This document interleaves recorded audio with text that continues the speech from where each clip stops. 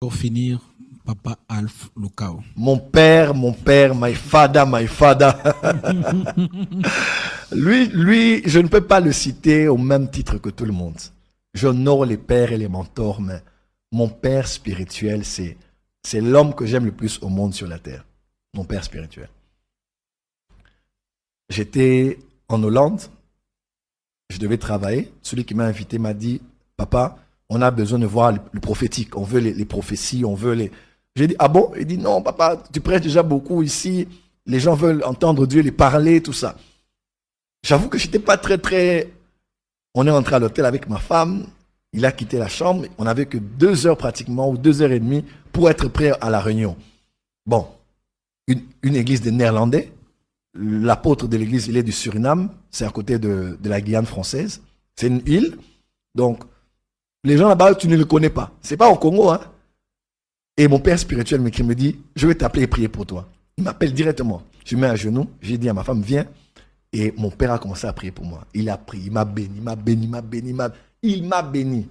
Quand il a dit Amen, j'ai dit, now, I'm ready. Le prophétique était à une dimension extraordinaire.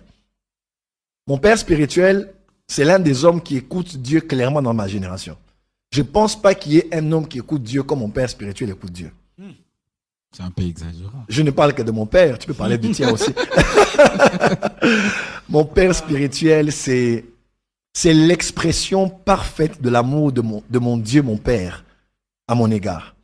Il est l'extension de la paternité de Dieu envers la personne que je suis. Je ne vois pas Dieu, mon Père, Dieu le Père, mais je vois Dieu le Père par le modèle que mon Père spirituel est et a. Je me rappelle à l'époque, en 2017, j'avais plus rien. J'ai dit, mais pourquoi tu m'appelles toujours? Tu es millionnaire, multimillionnaire, milliardaire. J'étais en Afrique du Sud. J'ai dit, je ne suis rien. Je ne représente rien. Tu n'as même pas besoin de moi. Pourquoi toutes ces années, depuis que je suis venu dans ton bureau, tu m'écris sur Facebook, tu m'appelles? Il a commencé à rire. Il dit, dans 5 ans, on parlera de toi dans ton pays. Dans 5 ans. Parmi les hommes dont on parlera. Et 5 ans, c'était 2022. Anouka 2022 a bougé Kinshasa. Tout le monde le sait. Alors que j'avais tout perdu. Je ne sais même plus là où j'allais dans ma vie. Et mon père spirituel, c'est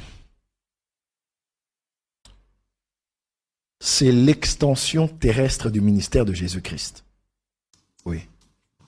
Il prêche, il enseigne, il prophétise. Alors, il prophétise de prophétiser. C'est un Congolais, mais qui vient d'Afrique du Sud. Il te prophétise sur des Sud-Africains comme s'ils connaissent. C'est inimaginable. Mon père spirituel prie pour les miracles, guérit des malades. J'étais dans des réunions où j'entre comme ça, le Dieu que je sers m'est témoin. Je suis au culte en train d'adorer Dieu à Émaï pendant que je prie. Mon père spirituel entre. On n'a pas annoncé son entrée. Il entre. 10 chaises roulantes. 15 cultes du vendredi. Ou des fois 7 Days of Glory qui a lieu au mois de juin quand il fait ses 7 jours de jeûne et prière.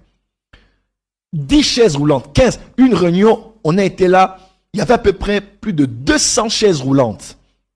200 chaises roulantes en Afrique du Sud. Donc, si c'est des faux miracles, en Afrique du Sud, on ne blague pas avec ça. On va te suivre à la fin pour vérifier si tu étais malade. Mais la grâce des miracles que mon père espérait. Un jour, il m'a dit, mais Joël, pourquoi tu ne crois pas que Dieu peut faire marcher 50 paralytiques dans une croisade, dans un culte? C'est là où ma tête a commencé à... C'est un homme de prière?